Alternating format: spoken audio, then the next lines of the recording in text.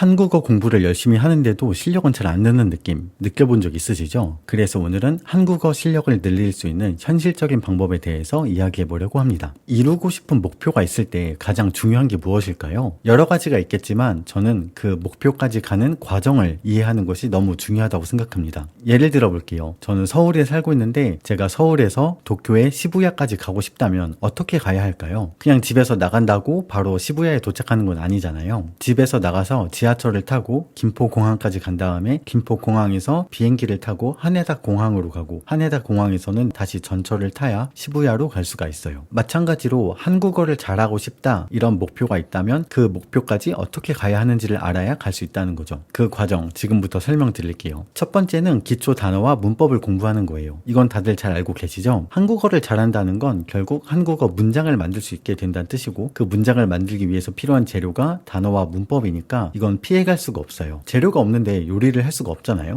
기초 단어와 문법을 공부하는 것 이게 1단계입니다. 2단계는 단어가 아니라 덩어리를 외우는 겁니다. 1단계에서는 단어를 하나하나 외우죠. 먹다, 가다, 보다 이런 식으로요. 2단계에서는 이걸 여러 개 이어붙인 덩어리를 외웁니다. 단순히 먹다를 외우는 게 아니라 삼겹살을 먹었다, 맛있는 삼겹살을 먹었다 이런 식으로 덩어리를 외우는 거죠. 이렇게 덩어리로 외우면 좋은 점이 있습니다. 이 단어에는 조사가 어떻게 붙는지 이 동사나 형용사가 어떻게 변하는지가 자연스럽게 익숙해질 수 있거든요. 그런데 여기서 정말 많은 분들이 실수를 하시는 게 바로 문법 공부에 매몰된다는 겁니다. 이 단어에는 이 조사가 맞나? 이 형용사는 이 동사는 이렇게 바뀌는 게 맞나? 이것만 몇 달, 몇 년째 공부하시다가 정작 한국어 문장은 한 줄도 제대로 못 만드는 경우가 너무 많아요. 기초 문법 공부는 당연히 필요합니다. 하지만 그것만 하면 안 된다는 이야기예요. 그래서 단순히 단어 하나하나가 아니라 이것들을 이어붙인 덩어리로 외우는 것 이것이 두 번째 단계입니다. 세 번째는 내가 평소에 쓰는 일본어를 한국어로 바꿔가는 거예요. 여러분들이 지금 일상에서 쓰시는 모든 일본어를 한국어로 할 수 있다고 생각해 보세요. 그럼 한국어 엄청 잘하는 거 아닐까요? 그래서 내가 평소에 쓰는 일본어를 한국어로 바꿀 수 있는 능력이 너무나 중요합니다. 그렇다면 내가 평소에 어떤 단어를 어떤 표현을 많이 쓰는지를 어디서 확인할 수 있을까요? 그건 바로 친한 친구와의 라인이에요. 라인 메시지를 보면서 간단해 보이는 문장을 고르고 그것을 한국어로 바꿔보는 거예요. 어려운 단어나 표현이 있을 때에는 AI에게 번역을 시켜봐도 됩니다. 그러면서 자연스럽게 새로운 단어나 표현도 배울 수가 있고요. 이 방법이 정말 좋은 이유는 내가 평소에 자주 쓰는 단어, 표현들이기 때문에 외우기도 쉽고 한번 외우면 잘 까먹지도 않는다는 거예요. 그리고 단어장의 예문을 외우는 것보다 훨씬 한국어가 빨리 늡니다. 이걸 반복하다 보면 어느 순간 한국어 진짜 잘하시네요. 몇 년 정도 공부하셨어요? 이런 얘기를 들으실 수 있을 거예요. 제가 한 달에 한 번 정도 한국어 학습을 체크해주는 친구가 있는데 한 달 만에 뭔가 실력이 많이 늘은 거예요. 그래서 어떻게 공부했냐고 물어봤더니 평소에 자기가 하는 말을 이거는 한국어로 어떻게 말하지? 방금 저 상대방이 한 말을 어떻게 한국어로 말하지? 이거를 자꾸 고민해보고 있다고 하더라고요. 그래서 역시 이 방법이 정말 효과가 좋구나 라고 느꼈습니다. 추가로 주의사항이 두 가지가 있습니다. 첫 번째는 아까도 말씀드렸지만 단어나 문법 공부를 너무 완벽하게 하려고 하지 마세요. 조금만 더 완벽하게 외우고 문장을 만들어 봐야지 이러다가 정말 몇 년 동안 한국어 공부를 했는데도 한국어가 제대로 안 나오는 경우를 너무 많이 봤습니다. 그리고 문장을 만들면서 오히려 단어나 문법에 익숙해질 수 있는 부분도 있으니까 아직 완벽하지 않더라도 문장을 만드는 시도를 계속 해봐야 합니다. 두 번째는 소리내서 말하기입니다. 발음은 근육이에요. 일본인이 한국어 발음이 어색한 이유는 아직 한국어 발음에 필요한 근육이나 신경이 제대로 발달하지 않았기 때문이고 한국인이 일본어 발음이 어색한 이유도 마찬가지입니다. 문장을 만들고 이걸 눈으로만 보면 한국어 발음에 필요한 근육이 전혀 훈련되지가 않아요. 그래서 직접 입으로 소리를 내고 발음을 해봐야 합니다. 자연스러운 한국어 발음이나 억양은 한국 영화나 드라마에 많이 나오니까 평소에 한국 드라마나 영화를 많이 보시는 분들이라면 훨씬 유리하실 거예요. 정리하자면 한국어를 잘하고 싶다면 크게 세 가지 단계를 거쳐야 합니다. 1단계 기초 단어와 문법을 공부한다. 2단계 단어가 아니라 덩어리로 외운다. 세 번째 내가 쓰는 일본어를 하나씩 한국어로 바꿔 나간다. 그래서 제가 지금 만들고 있는 앱도 이 3단계를 거쳐서 학습할 수 있게끔 만들고 있습니다. 특히 특히 1단계인 기초 단어와 문법을 공부한다. 이 단계에서 정말 많은 분들이 좌절을 하시는데 앱을 사용하면 정말 쉽게 학습할 수 있도록 만들어 놨으니까 그동안 한국어 단어나 문법 공부가 너무 어려워서 여러 번 실패를 해보셨던 분들이라면 꼭 한번 사용을 해보셨으면 좋겠습니다. 오늘은 한국어를 잘하게 되는 세 단계에 대해서 말씀을 드렸는데 내가 공부한 거에 비해서 한국어 실력이 잘 안 느는 것 같다. 이런 고민이 있으셨다면 오늘 설명해드린 내용을 참고해서 공부해보시면 좋을 것 같습니다. 그리고 이 영상이 끝나면 바로 지나가지 마시고 바로 라인을 한번 열어보세요. 친한 친구와의 라인에서 한 문장을 고르고 그 문장을 한국어로 바꿔보는 것. 딱 한 문장이라도 좋으니까요. 바로 한번 해보시면 너무 좋을 것 같습니다. 오늘의 내용이 도움이 됐다면 구독과 좋아요 부탁드립니다.